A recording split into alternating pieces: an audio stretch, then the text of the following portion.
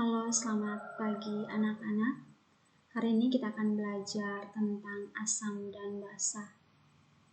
Jadi, asam dan basa bukan lagi istilah asing buat kita semua, karena istilah asam dan basa sering kita kenal dan dengar dalam kehidupan sehari-hari. Nah, coba kalian lihat gambar ini. Ini ada gambar lemon dan juga daun sirih, di mana lemon memiliki rasa asam dan daun sirih itu rasanya pahit dan licin. Nah, kedua gambar ini menunjukkan bahwa dalam kehidupan sehari-hari ada yang bersifat asam dan juga ada yang bersifat basa.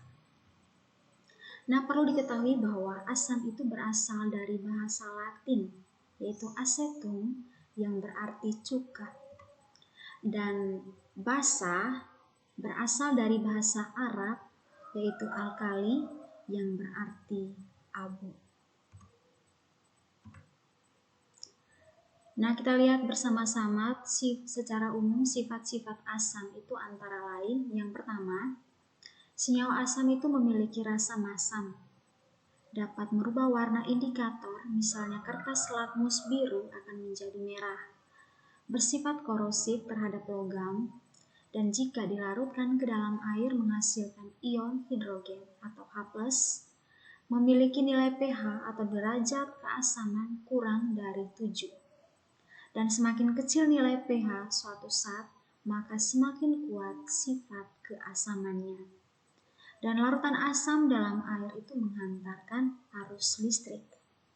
Contoh asam yaitu ada asam klorida, HCl, air aki, asam sulfat, dan juga pembersih porselin, ada jeruk, ada lemon, dan lain sebagainya. Dan untuk sifat dari basa, itu yang pertama, basa memiliki rasa pahit. Basa itu terasa licin, misalnya sabun yang mengandung basa memiliki sifat ini. Jadi yang memiliki sifat atau yang terasa licin itu masuk dalam kelompok basa, contohnya sabun, daun sirih. Yang berikut dapat merubah warna indikator kertas lakmus merah menjadi biru atau kertas lakmus biru akan tetap biru. Bersifat kaustik artinya dapat merusak kulit. Dan jika dilarutkan ke dalam air menghasilkan ion hidroksida atau OH-. Memiliki pH lebih dari 7, di mana semakin besar nilai pH suatu zat, maka semakin kuat derajat kebasaannya.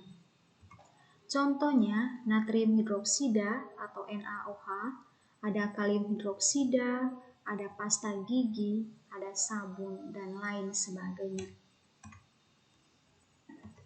Nah, untuk teori asam basa kita akan pelajari tentang teori asam basa Arrhenius, teori asam basa Bronsted-Lowry, dan juga teori asam basa Lewis.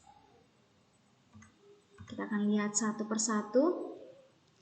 Yang pertama itu teori asam basa Arrhenius yang mana dikemukakan oleh Svante August Arrhenius pada tahun 1884. Jadi Arrhenius ini seorang ahli kimia dari Swedia, yang mana ia mengemukakan bahwa asam adalah suatu zat yang apabila terlarut dalam air dapat menghasilkan ion H+ atau H3O+ hidronium. Nah, contoh larutan asam, ada asam klorida, HCl, dan juga ada asam sulfat. Jadi ada asam klorida dan juga asam sulfat, H2SO4, yang mana kedua asam ini jika dilarutkan dalam air akan terionisasi. Jadi air HCl dilarutkan dalam air akan terionisasi menjadi H3O+ dan Cl-. Atau juga HCl terionisasi menjadi H+ dan Cl-. Dan untuk asam sulfat, jika dilarutkan dalam air akan terionisasi menjadi 2H3O+ dan SO4 2-. Dan H2SO4 juga dapat terionisasi menjadi 2H+ dan SO4 2-. Dan perlu diketahui bahwa jumlah ion H+ dari ionisasi 1 mol asam itu disebut valensi asam. Nah, jadi ini jumlah ion H+, ini kan 1, ini 2. Ini dinamakan valensi asam. Sedangkan anionnya disebut sebagai anion sisa asam.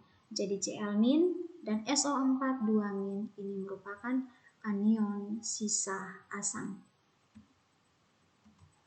Nah, ini kita lihat. Jadi untuk HCl, valensi asamnya itu 1 dan anion sisa asamnya itu Cl-. Sedangkan H2SO4, valensi asamnya adalah 2 dan anion sisa asamnya adalah SO4 2-. Nah, untuk jenis-jenis asam itu ada 3. Ada asam monoprotik, ada asam diprotik, dan juga asam triprotik. Jadi pembagian atau jenis-jenis asam ini dibagi berdasarkan ion H+ yang dihasilkan, berdasarkan jumlah ion H+ yang dihasilkan. Kalau monoprotik berarti menghasilkan 1 ion H+, diprotik menghasilkan 2 ion H+, dan triprotik menghasilkan 3 ion H+. Nah, contohnya kalian bisa lihat di sini. Ini ada HCl menghasilkan 1 ion H+ dan Cl-.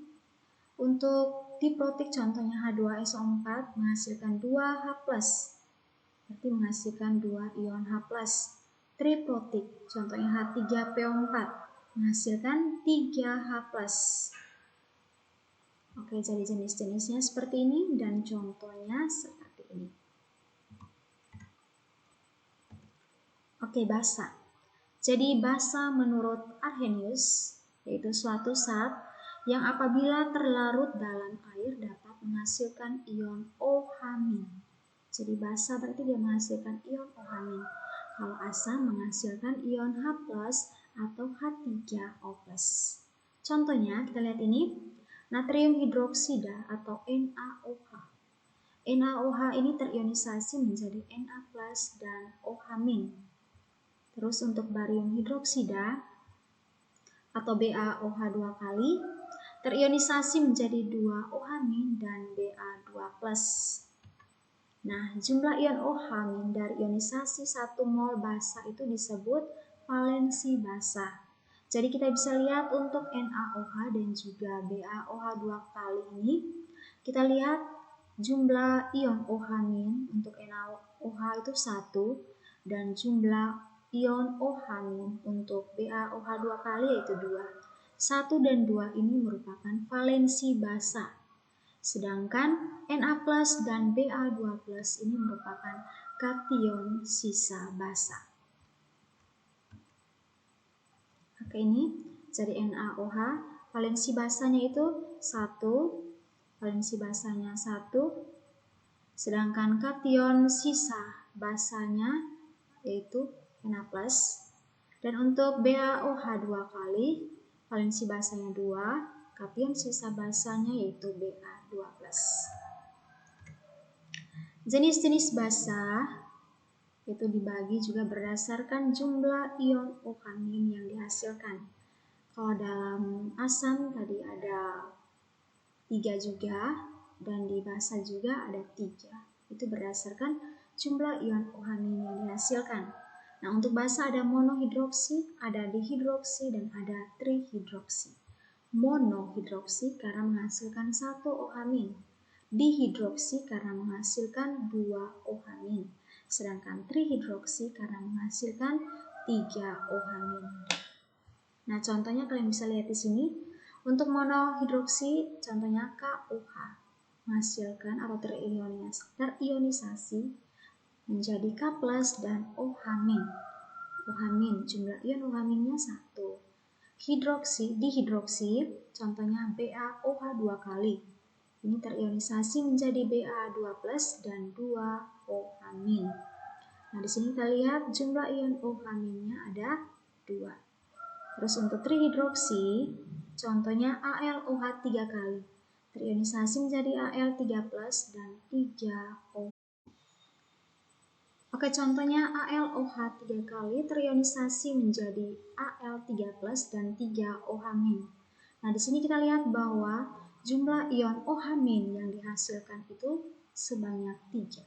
Maka masuk dalam jenis-jenis basa yaitu trihidroksi. Nah, teori asam basa yang berikut yaitu teori asam basa Bronsted-Lowry. Nah, yang mana dikemukakan oleh Johannes N. Bronsted dan Thomas M. Lowry. Yang mana kedua ilmuwan ini mengemukakan bahwa asam itu bertindak sebagai donor proton atau memberikan ion H+, sedangkan basa itu bertindak sebagai akseptor proton. Maaf, ini ada tertutup sedikit. Jadi asam itu bertindak sebagai donor proton atau donor ion H+, dan basa itu bertindak sebagai akseptor proton atau akseptor ion H+. Jadi asam ini akan melepaskan satu ion H+-nya dan akan ditangkap oleh basa, di mana asam yang kehilangan satu ion H+ akan membentuk basa konjugasi. Sedangkan basa yang menerima satu ion H+ akan membentuk asam konjugasi. Dan untuk lebih memahami tentang asam dan basa, kita lihat contohnya. Nah, ini perhatikan contoh. Reaksi antara HF dan H2O, yang mana terionisasi menjadi H3O+ dan F-. Nah, untuk reaksi ini, HF bertindak sebagai asam dan H2O bertindak sebagai basa, di mana HF akan melepaskan satu ion H+, dan satu ion H+ ini akan ditangkap oleh H2O. Nah, HF yang kehilangan satu ion H+ akan membentuk F-, yang mana F- ini dinamakan basa konjugasi. Sedangkan H2O yang telah menerima satu ion H+ akan membentuk H3O+, yang mana disebut asam konjugasi. Kita lihat contoh lagi. Ini reaksi antara NH3 dan H2O terionisasi menjadi NH4+ dan OH-. Nah, di sini NH3 bertindak sebagai basa, sedangkan H2O bertindak sebagai asam, di mana H2O akan melepaskan satu ion H+ dan akan membentuk OH-. Sedangkan basa akan menerima satu ion H+ yang telah dilepaskan oleh asam, sehingga akan membentuk NH4+. Nah, basa yang telah menerima satu ion H+ yang telah membentuk NH4+ ini dinamakan asam konjugasi. Sedangkan asam yang telah melepaskan satu ion H+ membentuk OH-, di mana OH- ini dikatakan atau dinamakan sebagai basa konjugasi. Nah, untuk teori asam basa Bronsted-Lowry ada dikenal juga spesi antiprotik, yaitu spesi yang dapat berperan sebagai asam maupun basa. Jadi dia bisa sebagai asam yang melepaskan ion H+ dan juga bisa sebagai basa yang mana menerima ion H+. Kita lihat contoh NH3. NH3 ini dapat bertindak sebagai basa, yang mana dia menerima satu ion H+. Nah, di sini NH3 akan menerima satu ion H+ membentuk NH4+, sehingga NH3 dinamakan basa dan NH4+ dinamakan asam konjugasi. Dan NH3 juga bisa mendonorkan satu protonnya atau melepaskan satu ion H+, membentuk NH2- dan H+. Jadi NH3 ini bisa dikatakan sebagai asam, yang mana asam ini jika kehilangan satu ion H+ atau melepaskan satu ion H+ akan membentuk NH2-, di mana NH2- ini dinamakan basa konjugasi. Kita lihat contoh lagi, HSO4-. HSO4- ini dapat bertindak sebagai asam yang mana dapat melepaskan atau mendonorkan satu ion H+ dan membentuk SO42-. Nah, HSO4- yang kehilangan satu ion H+ membentuk SO42-, di mana SO42- dinamakan basa konjugasi.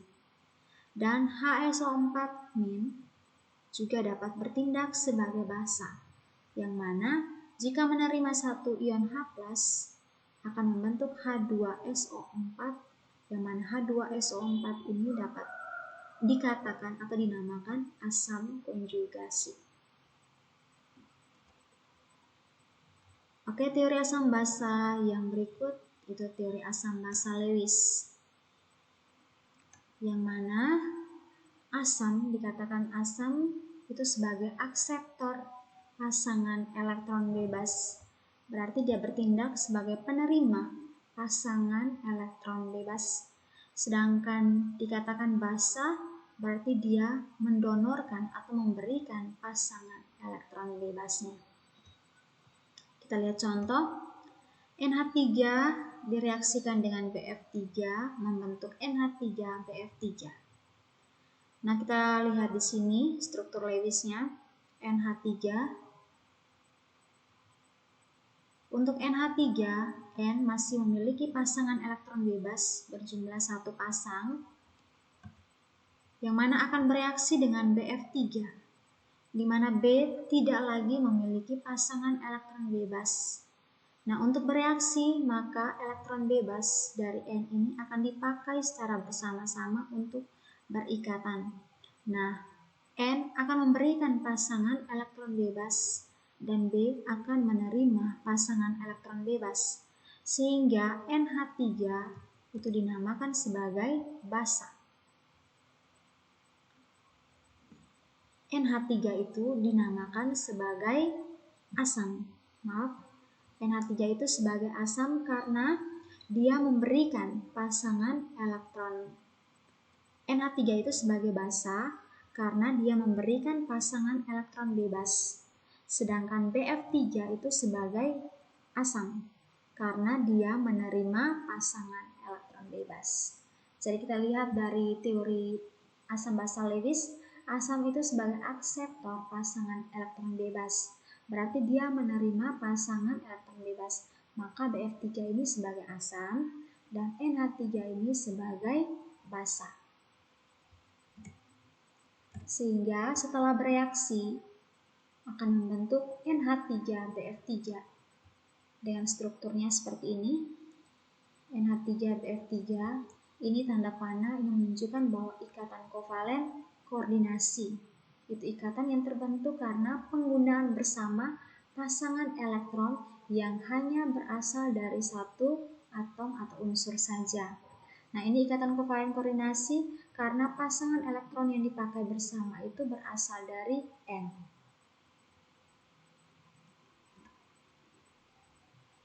Nah, kita akan belajar juga tentang kekuatan asam basa. Jadi, kekuatan asam dan basa akan dinyatakan dalam besaran derajat disosiasi dan tetapan kesetimbangan ionisasinya, di mana derajat disosiasi itu memiliki simbol alfa seperti ini, dan kesetimbangan asam basa itu simbolnya Ka, Kb. Ka asam, Kb itu basa. Nah, kalian perhatikan ini ada gambar. Ini uji daya hantar listrik untuk HCl dan juga CH3COOH. Nah, yang kita ketahui bahwa HCl itu merupakan asam kuat, sedangkan CH3COOH itu asam lemah. Nah, di sini kita lihat HCl pada saat diuji larutannya, uji daya hantar listriknya, memiliki cahaya lampunya sangat terang. Ini menunjukkan bahwa elektrolit kuat. HCl ini masuk dalam elektrolit kuat. Sedangkan CH3COOH lampunya menyala tapi redup. Ini menunjukkan bahwa elektrolit lemah.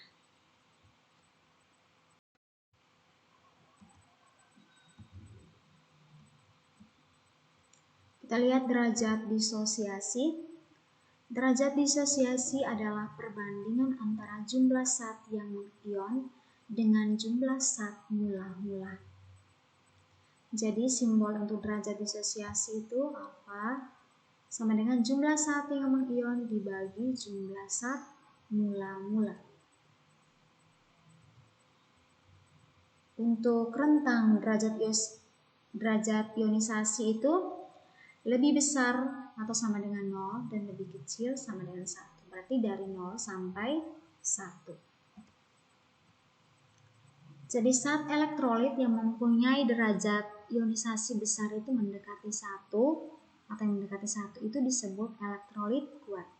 Sedangkan zat yang derajat disosiasinya kecil atau mendekati 0 itu disebut elektrolit lemah. Nah, kita lihat ini untuk asam. Asam itu dibagi atas 2, ada asam kuat dan juga asam lemah. Asam kuat itu akan terionisasi sempurna dalam air, sehingga nilai derajat ionisasinya itu sama dengan 1. Sedangkan asam lemah itu terionisasi sebagian dalam air, sehingga besarnya derajat ionisasinya itu antara 0, lebih besar dari 0, tapi lebih kecil dari 1.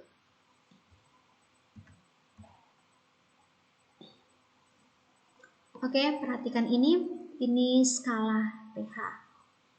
Jadi untuk menentukan nilai pH suatu larutan atau suatu zat, itu ada skalanya, dan skala pH-nya itu rentangnya itu dari 0 sampai 14. Jadi yang merupakan pH netral itu 7. Jadi 7 ini pH netral yang mana ditempati oleh air. Sedangkan dari 6 turun ke 0 ini dinamakan pH untuk asam. Jadi rentang pH untuk asam itu dari 0 sampai 6 atau di bawah 7.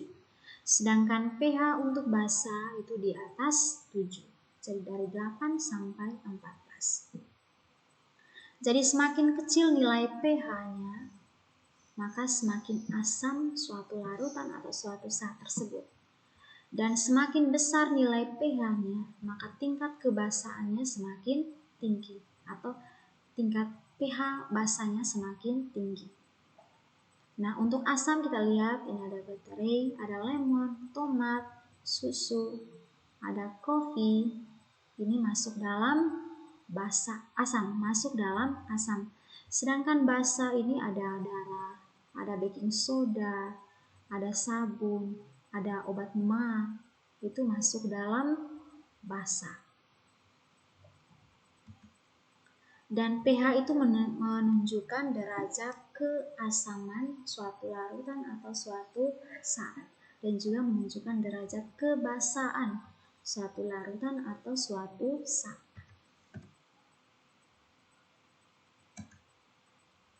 Nah, kira-kira bagaimana cara menentukan pH larutan? Nah, untuk menentukan pH larutan itu kita bisa gunakan indikator universal, yaitu kita bisa gunakan kertas pH untuk menentukan nilai pH dari suatu larutan. Atau juga kita bisa gunakan larutan ini. Ini ada indikator metil merah, ada indikator phenolphthalein, dan juga ada indikator bromtimol biru.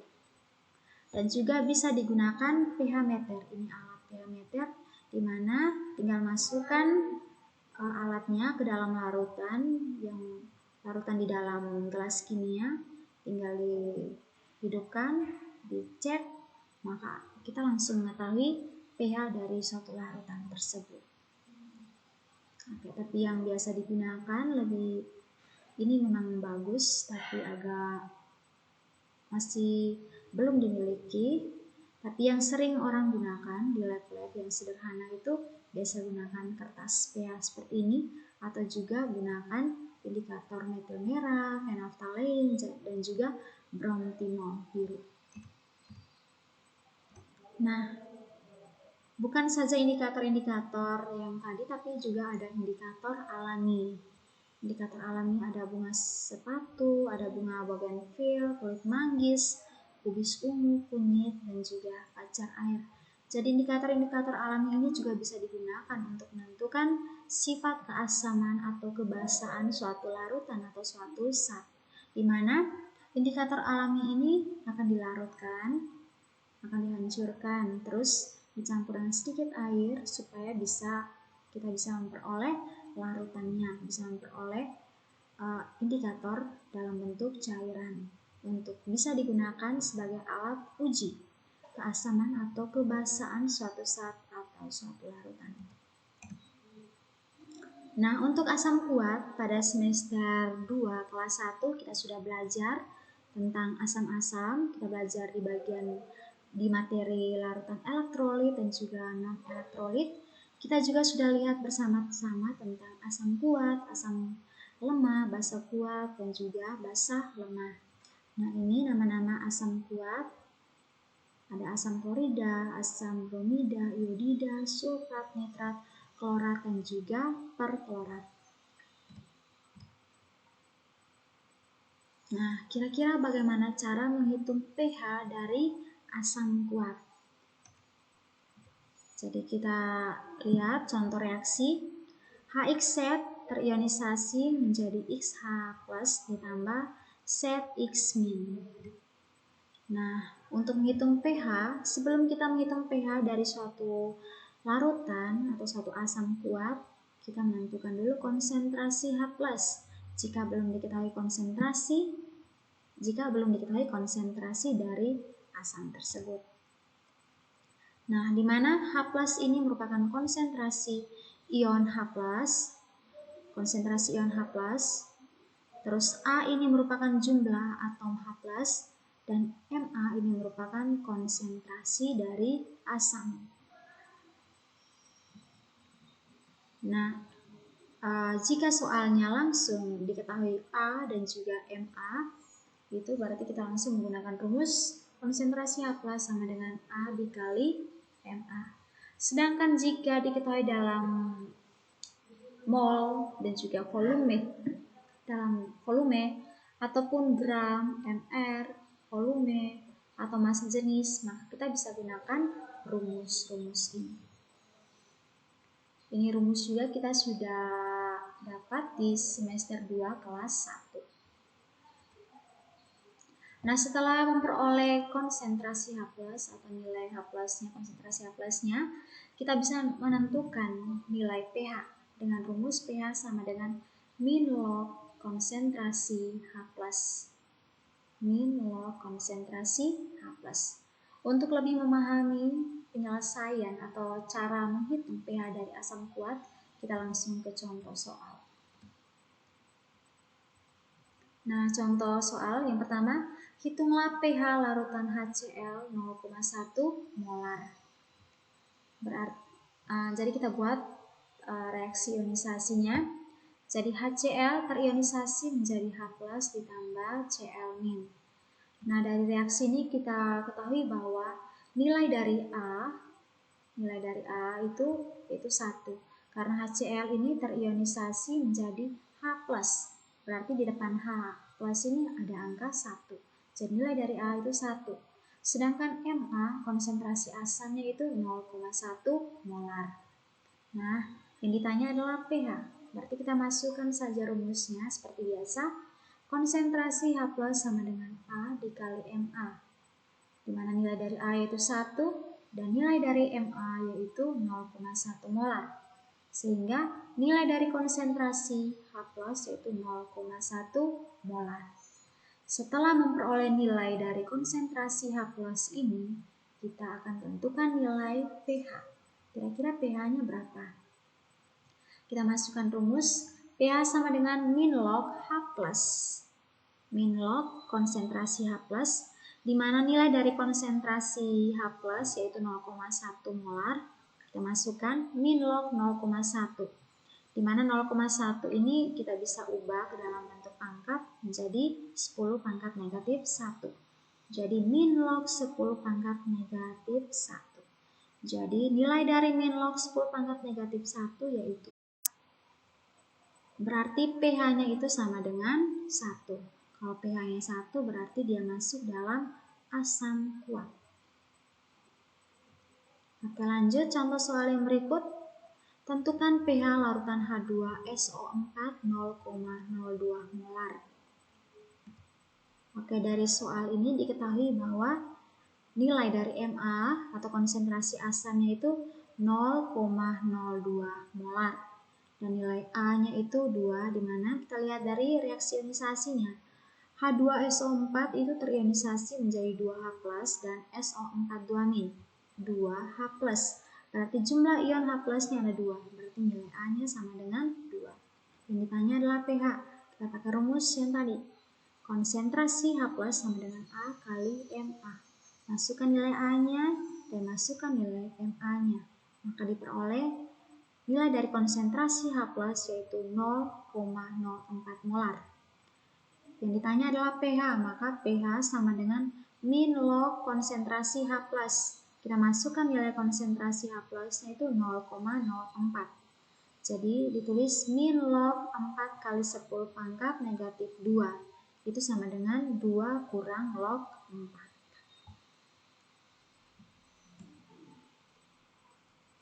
Nah, contoh lain lagi. Larutan HCl 0,03 molar sebanyak 200 ml mempunyai pH sebesar titik. Nah, dari soal ini sudah diketahui bahwa nilai Ma-nya itu sama dengan 0,03 molar atau 3 kali 10 pangkat negatif 2 molar. Di mana HCl ini akan terionisasi menjadi H+ dan Cl-. Di sini kita lihat di depan H itu angka 1, maka nilai A atau jumlah ion H+-nya itu sama dengan 1. Kita masukkan ke dalam rumus. Jadi volume ini hanya sebagai pengecoh. Kalau sudah diketahui konsentrasi dan juga A, maka volume ini hanya sebagai pengecoh. Jadi kita masukkan rumus konsentrasi H+ sama dengan Ma kali A. Di mana Ma-nya itu sama dengan 3 kali 10 pangkat negatif 2 dikali dengan jumlah ion H+, yaitu 1.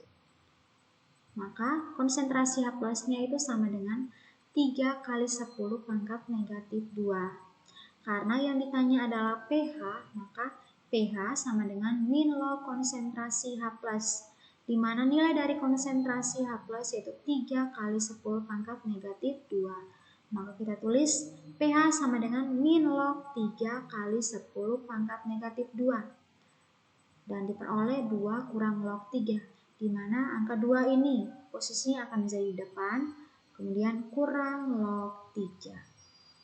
Sehingga pH dari HCl 0,03 molar yaitu 2 kurang log 3.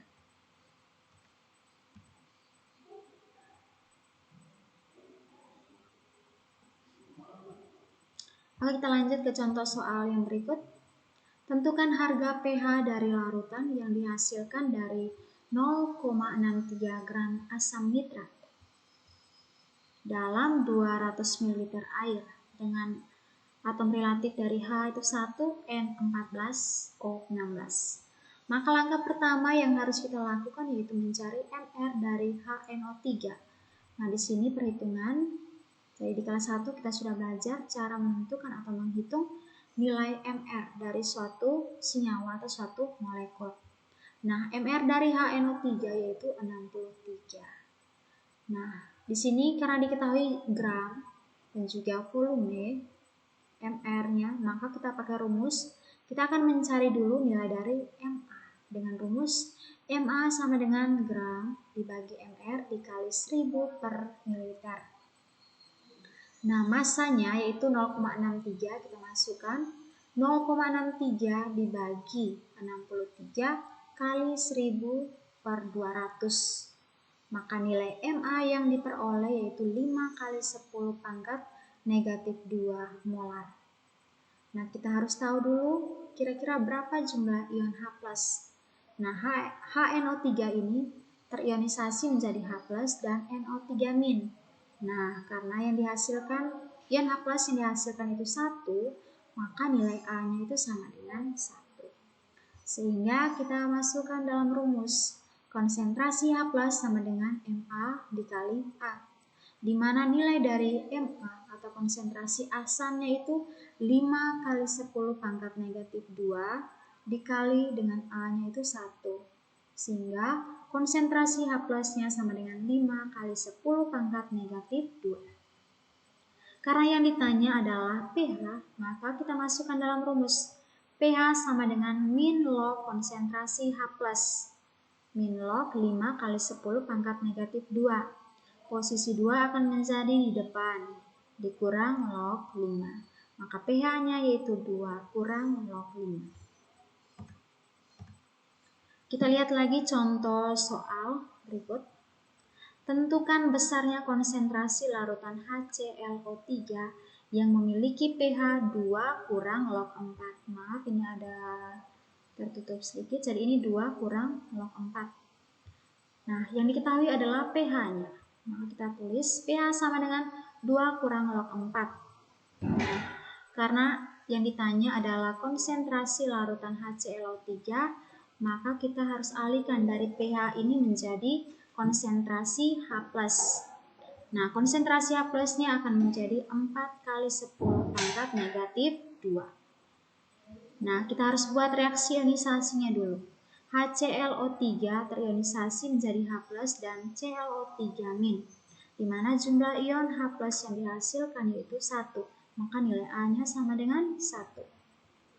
Kita masukkan dalam rumus, konsentrasi H+ sama dengan Ma kali A, di mana konsentrasi dari H+ yaitu nilainya 4 kali 10 pangkat negatif 2, sama dengan Ma dikali 1. Maka nilai Ma-nya itu sama dengan 4 kali 10 pangkat negatif 2. Ini pindahkan posisi, Ma sama dengan 4 kali 10 pangkat negatif 2 bagi 1. Maka Ma sama dengan 4 kali 10 pangkat negatif 2. Oke, demikian materi kita pada hari ini. Besok kita akan lanjut materi tentang bagaimana cara menentukan nilai pH dari asam lemah, basa kuat, dan juga basa lemah. Selanjutnya, Ibu akan berikan soal untuk kalian kerjakan sebagai latihan, supaya Ibu bisa tahu bagaimana pemahaman kalian tentang materi hari ini. Selamat belajar, semangat selalu, Tuhan memberkati. Dan juga sudah belajar tentang cara menentukan pH larutan asam kuat. Nah, hari ini kita akan belajar bagaimana cara menentukan pH untuk asam lemah, basa kuat, dan juga basa lemah. Nah, kalian lihat di sini, ini adalah nama-nama dari asam lemah dengan nilai Ka-nya masing-masing. Nah, sekarang kita akan lihat bagaimana cara menentukan pH dari asam lemah. Jadi cara untuk menentukan pH dari asam lemah itu ada beberapa rumus yang harus kita ketahui. Nah, ini rumusnya. Konsentrasi H+ sama dengan akar dari Ka kali Ma. Di mana ini merupakan konsentrasi asam. Terus Ka ini merupakan tetapan ionisasi asam, dan Ma adalah molaritas larutan asam.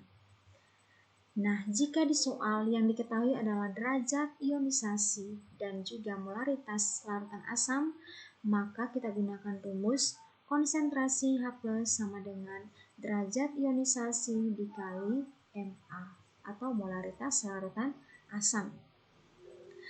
Dan jika di soal ditanya adalah derajat ionisasi dan yang diketahui adalah tetapan ionisasi dan juga molaritas larutan asam, maka kita gunakan rumus derajat ionisasi sama dengan akar dari Ka bagi Ma. Dan untuk lebih memahami tentang cara menentukan pH dari asam lemah, kita langsung ke contoh soal. Nah, ini contoh soalnya. Larutan CH3COOH 0,001 molar dengan Ka sama dengan 10 pangkat negatif 5 mempunyai pH sebesar ...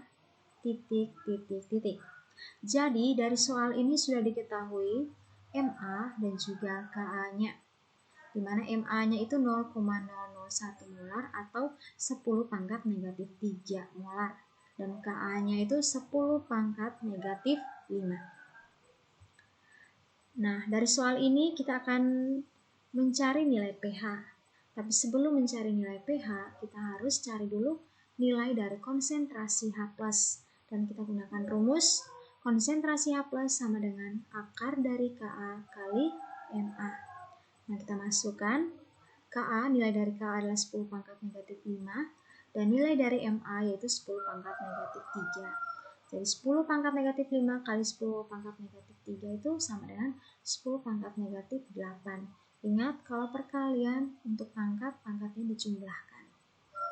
Nah, 10 pangkat negatif 5, akar dari 10 pangkat negatif 8 itu sama dengan 10 pangkat negatif 4. Jadi nilai dari konsentrasi H+ yaitu 10 pangkat negatif 4. Nah, dari sini kita bisa tentukan nilai pH-nya. Kita gunakan rumus pH sama dengan min log konsentrasi H+. Kita masukkan di mana nilai dari konsentrasi H+ yaitu 10 pangkat negatif 4. Jadi min log 10 pangkat negatif 4, maka pH-nya itu sama dengan 4. Oke, kita lihat contoh soal lain lagi. Jika larutan asam asetat mempunyai pH sama dengan 3 dan Ka sama dengan 10 pangkat negatif 5 dengan Mr 60, maka massa asam asetat dalam 1 liter larutan asam asetat adalah titik. Jadi di soal ini sudah diketahui nilai pH, nilai Ka, dan juga Mr serta volumenya. Dan yang ditanya adalah massa asam asetat. Nah, kita tulis dulu pH-nya 3. Kalau pH-nya 3 berarti konsentrasi H+-nya itu 10 pangkat negatif 3. Dimana kalau konsentrasinya 10 pangkat negatif 3, maka kalau mencari pH-nya sama dengan min log 10 pangkat negatif 3. Maka pH-nya pasti 3. Nah, kita masukkan juga rumus konsentrasi H+ sama dengan akar dari Ka dikali Ma.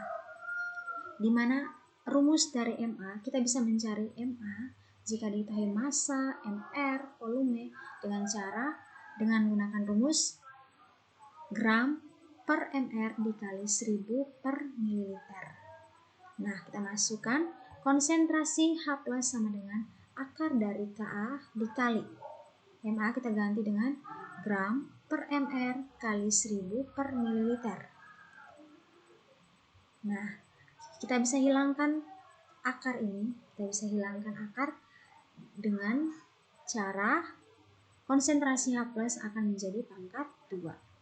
Maka konsentrasi H+ pangkat 2 sama dengan Ka kali massa per Mr kali 1000 per mililiter.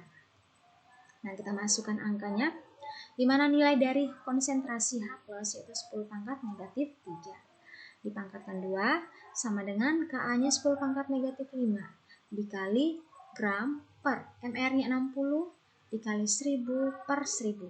Kenapa per 1000? Karena 1 liter itu sama dengan 1000 ml.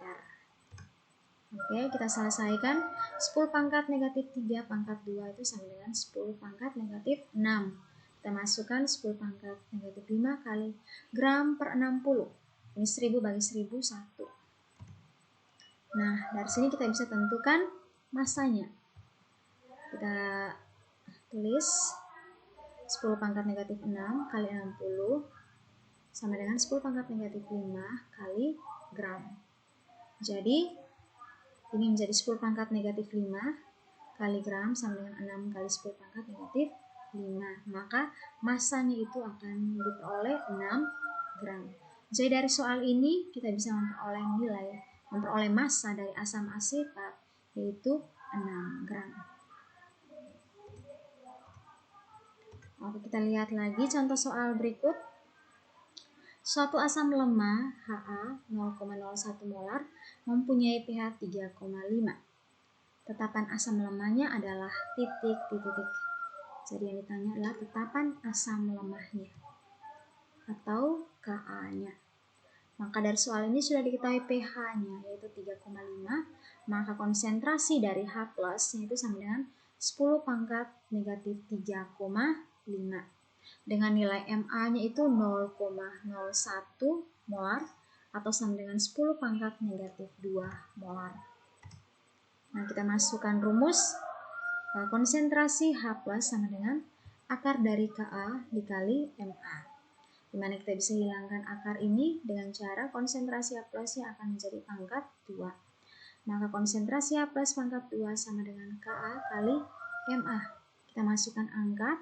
Konsentrasi H+ nya itu 10 pangkat negatif 3,5 pangkat 2 sama dengan Ka kali 10 pangkat negatif 2. Nah, negatif 3,5 pangkat 2 itu dikalikan dengan 2 maka akan diperoleh negatif 7. Jadi 10 pangkat negatif 7 sama dengan Ka kali 10 pangkat negatif 2. Kita pindah posisi sehingga 10 pangkat negatif 7 akan dibagi dengan 10 pangkat negatif 2. Kalau pembagian maka pangkatnya akan dikurangi. Maka 7 kurang 2 itu sama dengan 5. Maka Ka yang diperoleh yaitu 10 pangkat negatif 5. Oke, soal berikut. pH larutan asam etanolat 0,01 molar yang terionisasi sebanyak 4% adalah titik. Nah, dari soal ini sudah diketahui derajat ionisasinya yaitu 4% dan juga nilai dari Ma-nya. Jadi derajat ionisasinya itu 4%, itu sama dengan 4/100 atau 4 kali 10 pangkat negatif 2. Dan nilai dari Ma-nya itu 0,01 molar. Nah, kita masukkan rumus ini, jadi kita bisa mencari pH dengan menggunakan rumus konsentrasi H+ sama dengan derajat ionisasi dikali Ma. Kita masukkan angka, derajat ionisasinya itu 4 kali 10 pangkat negatif 2 kali 10 pangkat negatif 2. Sehingga diperoleh konsentrasi H+ nya itu sama dengan 4 kali 10 pangkat negatif 4.